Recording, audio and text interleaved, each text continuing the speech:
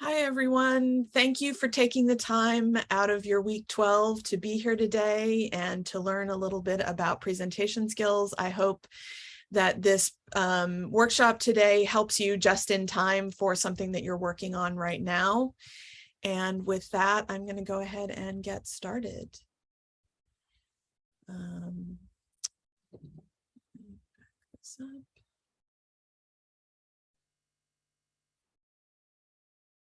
All right. I just want to be sure that you're seeing my slides and not my notes.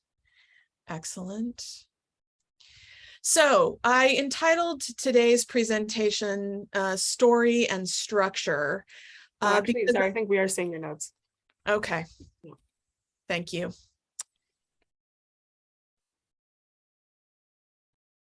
Hopefully that'll... Okay, now it's good. Okay. All right. Story and structure. Because I think that that's the key to getting started with a good presentation is to make sure that it's got good bones and that it's set up well and that you are set up to really bring your audience along with you. So my goal today is to give you some tips and some ideas so that you can approach presenting your work confidently and feeling like you have the skills that you need. And I'm going to go ahead and do a poll because I'm curious to see what you all are working on. So just go ahead and select the option that best fits what you're interested in, what context you're doing a presentation for today, and let me know.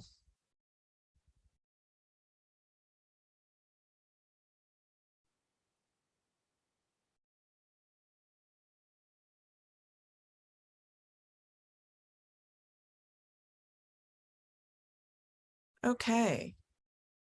Anybody else? I know we've got a couple more people in the room.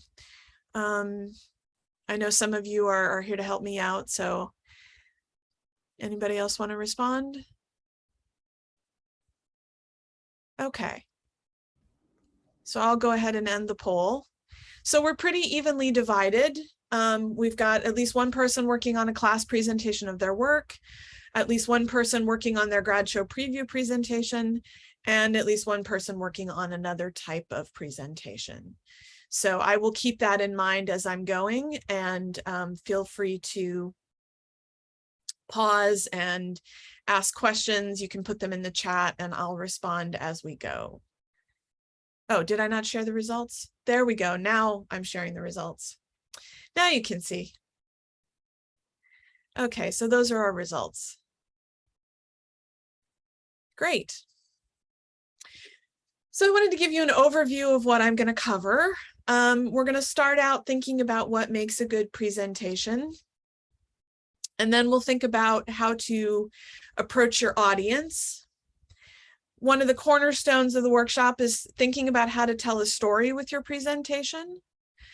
And then we're going to talk about how the act of listening is not the same as the act of reading and how that affects the way that you present.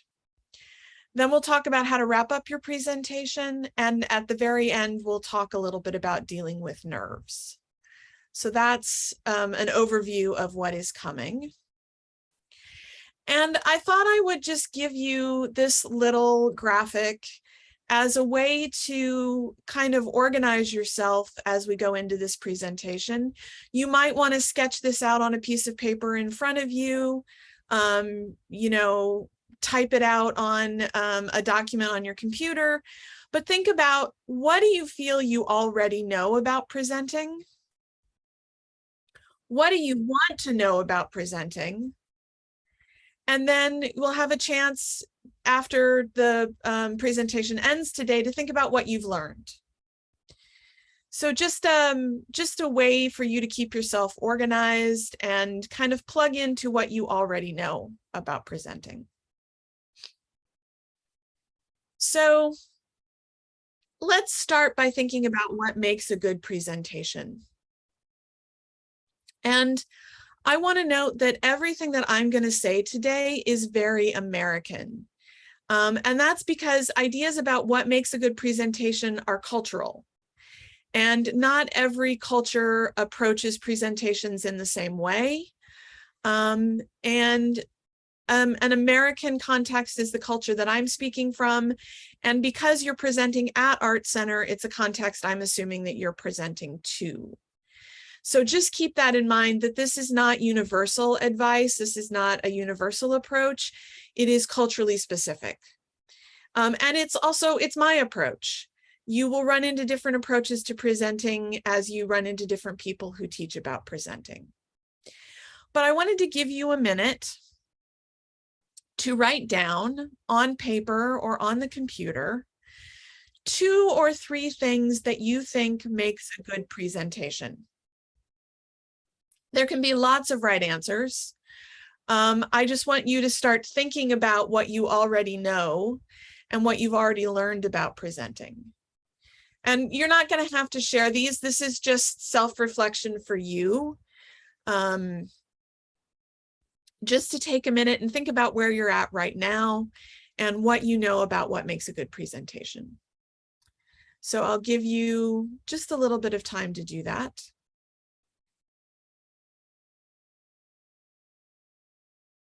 And if you don't want to write it down, you can also just think about it, you know, just a little bit of reflection about what you know about presenting.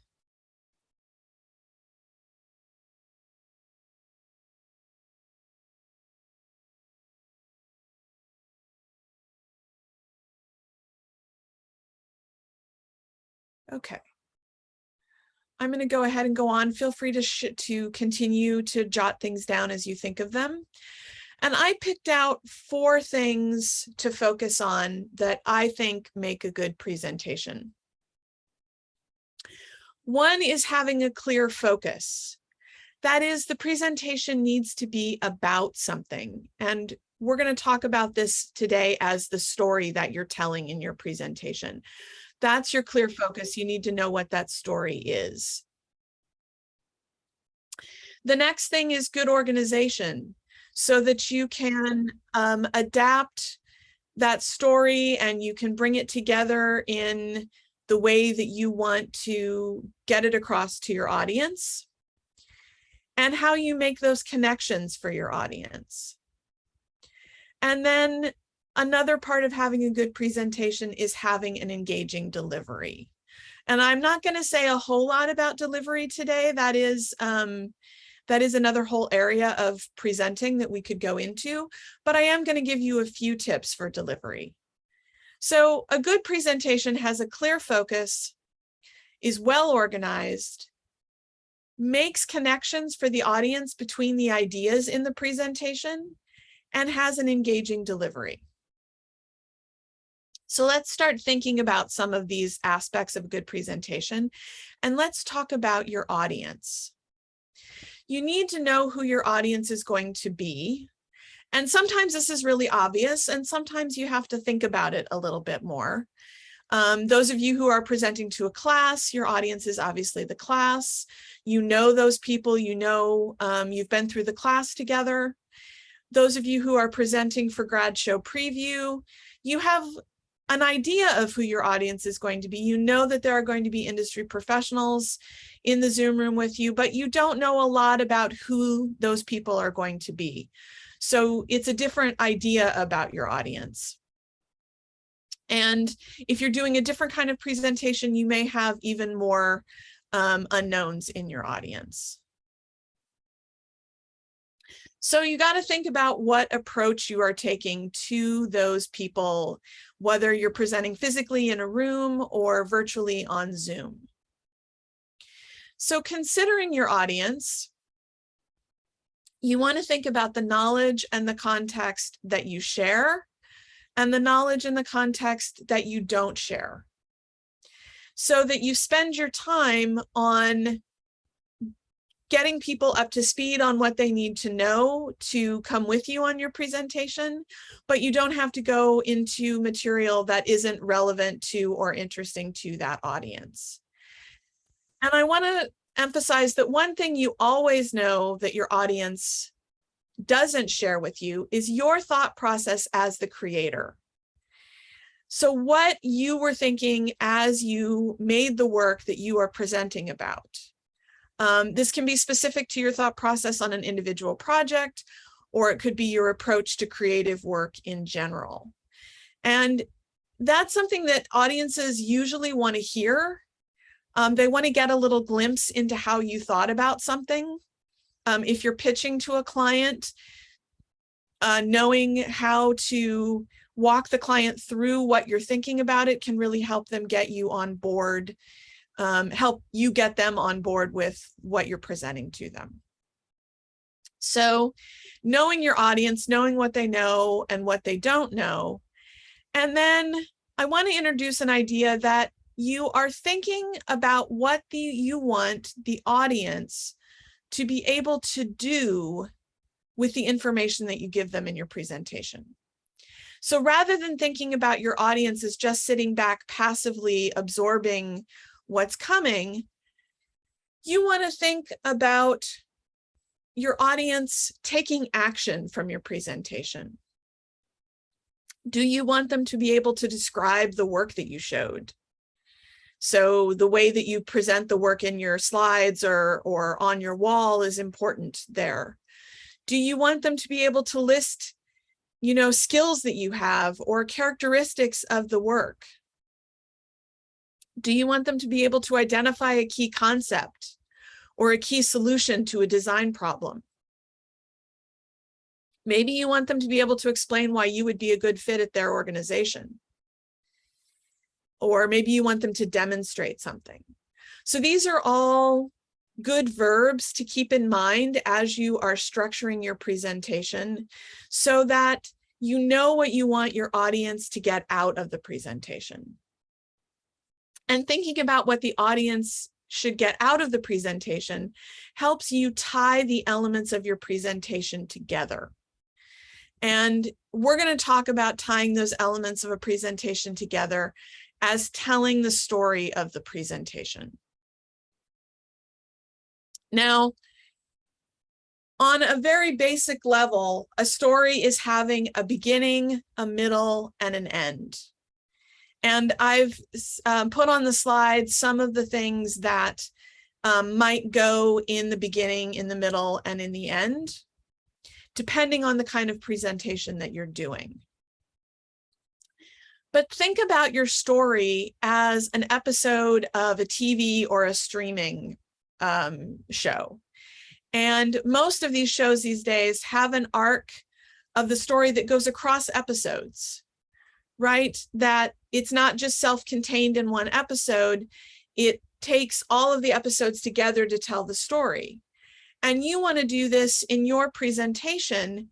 You want to have the arc, the story that goes across all the elements of your presentation, and that you know how every element of your presentation relates back to the story that you're telling. So that you're not just moving from element to element, but each element is adding to the whole of your presentation and of your story. Another way to think about story is that it tells cause and effect. In other words, it puts the elements of your presentation in order and shows how they relate. And I'm going to go into a little more detail about this as we talk about a collection of images versus a story. So imagine that a friend of yours just got back from a road trip to Mexico that they took with some friends. And they pull out their phone and they start scrolling through the pictures. And they're just kind of identifying each picture. This is us at the bar, and this is us at the beach, and this is us on the road. And these are some shells that I collected. And this is this really cool tree that we saw. It's not that engaging. It's not that interesting, right? You might even be thinking, okay, come on, I don't want to see your vacation photos. But imagine that your friend starts by telling you a story about the day that they decided to follow this dirt road towards the ocean to see where it ended up. And they ended up on this beautiful secluded beach. And there was a palm tree and some beautiful white sand. And there were all these really interesting shells scattered on the beach. And now they pull out their phone and they show you a picture of the beach, of the palm trees, of the shells that they found. Now you have a context for those images. Now you have a reason to care about their vacation photos, and you can get caught up in the story that your friend is telling. So that's the difference between showing a collection of images, a collection of slides, a collection of research elements, and really telling a story with your presentation. So when you are putting your slides together, if you're presenting with slides, or if you have a board on a wall and you have different research elements, different mood boards, different design elements that went into your thinking, whenever you're putting that together, figure out the story first. Before you put everything together, stop and think about what you're trying to convey. Do a little pre-planning. What do you want your audience to take away? And then that story guides your slides, your images, your organization of your research elements, whatever the visuals are that you're working towards. And those visuals support your story. And this gets you away from what we sometimes see in presentations where you click on a slide and then you think about what you have to say about it. And then you click on another slide and then you think about what you have to say about it. And you click on another slide and think about what you have to say about it. But instead, you're thinking about the story over all the slides, and you're using the slides or the visuals to support what you are talking about. So things to try when you're setting up your presentation. First of all, get all your content together, get all your possible content together and look at it as a whole. That will help you figure out, what are the threads and the through lines in this content? What is the story that I want to tell? You might want to sketch thumbnails of your story. You might even want to storyboard your presentation, right? So that you really are thinking about this as a design exercise, as an art, as a creative exercise. Putting your presentation together takes the same skills that you're using to put your work together. And when you bring that all together and you show that cause and effect, you show how elements are related, you draw that arc over the course of your presentation, you're going to keep your audience engaged. They're going to be interested in knowing why you did what you did and how it all came together for you. So I mentioned at the beginning that I was going to talk about how listening and reading are different skill sets. And they're different mental activities. They activate different parts of our brain. And they don't work the same way together. Take a minute to think about what it sounds like when someone is talking to you or reading to you. Versus one versus the other. What it sounds like when someone's having a conversation with you, or what it sounds like when someone is reading something that's been written. And think about which of those is more engaging to you as someone just sitting there listening. Chances are, unless the person is really, really skilled at reading, maybe like an audiobook reader, what's more engaging is someone talking to you like they're having a conversation with you. That's because that's what you are set up to do as you're listening. You don't have a written text to go back over and to reread when you're listening to someone. So you have to catch everything as it comes in order. And for that reason, when you're presenting, you don't want to read to your audience. You want to try to talk to them as you would in a conversation. And again, I said this is very American. This is also very context dependent. Maybe this doesn't work for the most formal presentation. And I mean like a really formal presentation, like a keynote speech or, something like what an audiobook reader does. But for the most part, for the kind of presentations that you're doing, You want to make a connection with your audience by talking to them rather than reading to them. And I know it's really tempting to feel really solid because you have a really good script. So what I want to encourage you to do instead of writing a script is to write a good outline. And here are two really basic formulas for writing an outline for a short presentation. And an outline is just a visual way of organizing your material that doesn't write it all out. You can put in keywords and key phrases that you know you want to say in order, and you can mark those to different visuals that you're using, whether those are slides or, you know, research elements on a board that you have set up, whatever it is, but really encourage you to work off of an outline.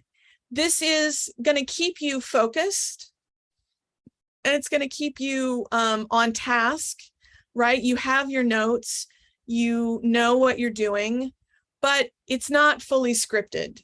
And this allows you to talk to an audience and to connect with them a little bit more. When you work with an outline, you want to think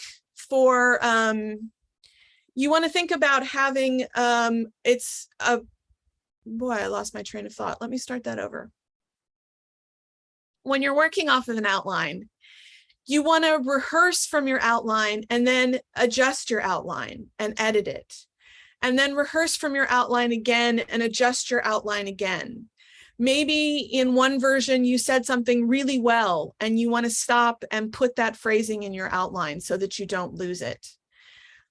Maybe you realize as you're talking through it out loud that, oh, that's kind of a gap between idea 1 and idea 2. I need to fill some more information in there. So working with your outline is very much a creative process. It's very much like iterating on a design or sketching and refining sketches. It's a process that you are already used to. Because you're speaking and the audience is listening or watching, they can't go back over what you've said. They have to get it the first time through. So you need to give them some clues to help them take in and understand your points. One thing that this means is that you really have to understand your message. You have to know what's most important, what your supporting examples are, and how your ideas are related to one another. But then you can also give clues with your voice. You can use different pitches. So for example, when we have an idea that's ongoing, we tend to raise our pitch up. And you can let people know that there's more coming to that idea.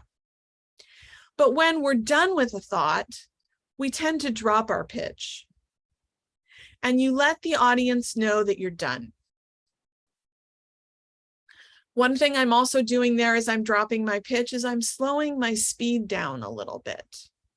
And you can really use the speed to emphasize an important point, to make yourself really clear. I also encourage you to use pauses. I think sometimes as speakers, we're not very comfortable pausing, and we think we have to keep a continuous flow going. But a good pause lets your audience catch up with you. It gives them just that minute for the ideas to really settle in. And then they're really with you as you go on. And finally, you can use your voice to emphasize something, to kind of lean on certain words.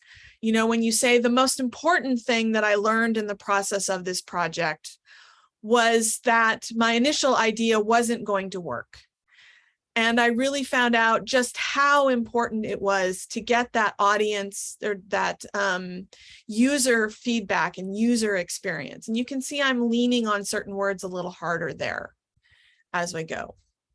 So I said we weren't going to talk a lot about delivery, but these are some things to be aware of in your delivery that help you shape how your audience understands what you're talking about and help you give them kind of some landmarks and some waypoints. Jumping back to structure, I want to talk about one of the most overlooked parts of a presentation, but one of the most important parts of a presentation, and that's wrapping it up. Often I see students present and they've thought really hard about everything in the presentation, and they get to their last slide or they get to their last comment about their design, and then it gets really awkward and they realize they've run out of things to say, and they say kind of awkwardly, okay, thank you for listening. And what they've done is they've missed the opportunity to wrap up their presentation and pull it all together. And there are some really good reasons why it's really important to wrap up your presentation. First of all, it's going to make the audience feel comfortable. It's going to let your audience know that the presentation is coming to an end. It's going to let them know that you are in control of the presentation. It lets you make the final impression that you want to make. So whatever thoughts you want to leave the audience with, you get to control that rather than that kind of awkward, oh, I ran out of things to say feeling at the end. You can help the audience remember by repeating key points or key statements that you gave. You're going to shape the audience's reception. Your goal is to leave them with a positive feeling about the presentation and to help them take away what you want them to take away from the presentation. And finally, a good wrap-up allows you to open the door for further engagement, whether that's questions, suggestions, directing feedback in a particular way. It really lets you be in control of the end of the presentation. Now, there are lots of different ways to wrap up, and I'm just going to point to 3 of them here. Maybe the most common way to wrap up is to do a recap. And a recap is where you go back to the key things that you said in the presentation and you bring them back and you say them maybe differently. You can pose questions. Maybe you want to leave your audience with thoughts for the future. You want them to think about something. So posing a question can be a really good way to end a presentation. TED Talks maybe do this. You'll see, or TED Talks will have a call to action, which is a version of my 3rd point, which is point to the future. What do you want to see happen after this presentation? Again, pointing to the future could be asking for feedback. It could be drawing people, letting people know what's coming next. You know, maybe this product that you worked on, this project that you worked on is done for now, but if you had the chance to work on it further, here's what else you would like to do with it. Letting people know that you're thinking about more than just the end of this particular project. If you're in grad show preview and you're doing, you're presenting to the industry guests, maybe you want to invite them to connect with you and remind them, you know, what kind of opportunities you're looking for. So mentioning that, I want to go back to 3 contexts and just briefly point out how you tell what the story is for those 3 projects. So if you're presenting a single project in class, the story that you want to tell is going to be about the path of the project, its context, its elements, and its outcomes. If you're presenting for grad show preview, the story is about you as an artist or designer as shown through the work. Yes, you're showing your work, and yes, we want to see what you've done and see what you can do, but we also want to get a sense of who you are, what drives you, and how you think. So it's really about getting to know you through the work. And if you're presenting to a client, your story is about how you respond to the issue or the problem that they brought to you. What elements add up to your design and your outcome? You're probably going to start by share the direction that you're going in, explain some of the planning and the thinking that you've done, but you're going to save the big reveal for later, the final design that you've come up with. So just 3 possible contexts that you could be presenting in, and what you would be telling a story about in each of those contexts. All right, I left this one for last. Nerves. Almost everybody who presents gets nervous at some point. I do this all the time. There's always that moment when I've opened the Zoom room and I'm waiting for people to come in and I get a little nervous, right? I start to wonder how it's going to go, even though I know I'm prepared. And one thing I want to tell you about nerves is that you can present well in spite of your nerves. And remember that even great presenters usually feel some level of nerves. So the nerves are normal. And the nerves don't have to totally stand in your way. So let's take a minute. And I want to just get a pulse about how all you feel about your nerves. So I've got another poll for you. How do you feel about presenting? Go ahead and give me an answer.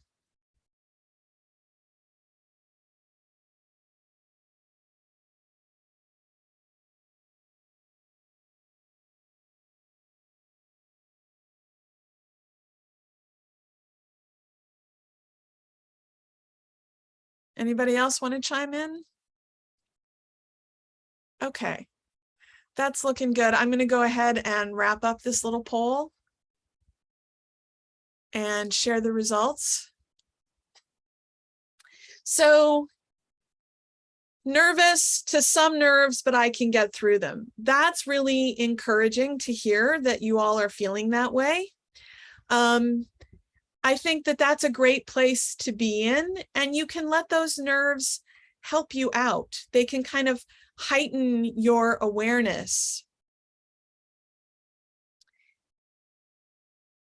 I also wanted to talk about nerves, and that to let you know that nervousness partially comes from assessing ourselves more harshly than other people are going to assess us.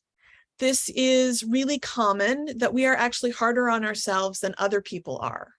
So just as we can present through the nerves, your nerves are also not as obvious as you think they are. But if your goal is to reduce your nerves, one of the best ways to do that is rehearsal. Open up a Zoom room. Record yourself, give your presentation, review the recording,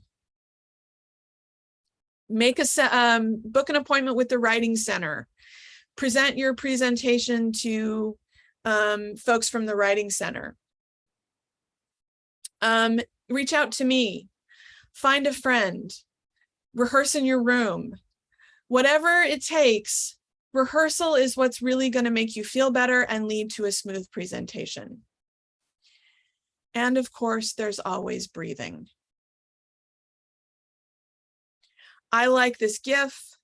When I get a little nervous, it's sometimes hard to focus. So I like to use a visual to help me calm myself and direct my breathing. So I offer this GIF to you as a little thing that you can use to help you out when you are feeling those nerves before presenting. All right. A few things to remember. Think about what you want the audience to take away from your presentation.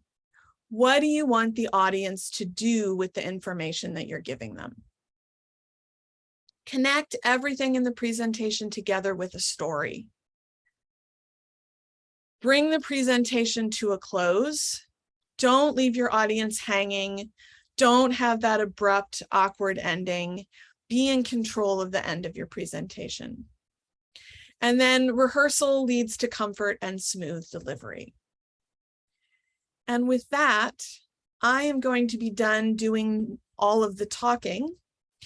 I think I forgot to introduce myself at the beginning of this video. A little bit of my nerves showing through there as people were coming into the room. So my name is Roxanne Fenton, and I'm the manager in career and professional development. And I'm joined today by 3 people from the Writing Center who I will introduce in a minute. Sam Fillmore, Amelia Yesianitz, and Rebecca Brown, who are here to help. Because what we're going to do now is I'm going to stop the recording. I'm going to take some time for questions. And then we have time for breakout rooms so that you can actually stick around with us and take this time that you've already developed to work on the presentation that you are currently preparing. So with that, I'm going to stop sharing. And let's go ahead, and Rebecca and Sam and Amelia, if you would go ahead and wave at everybody again now that we're back in the room and I've stopped. And I'm going to stop the recording.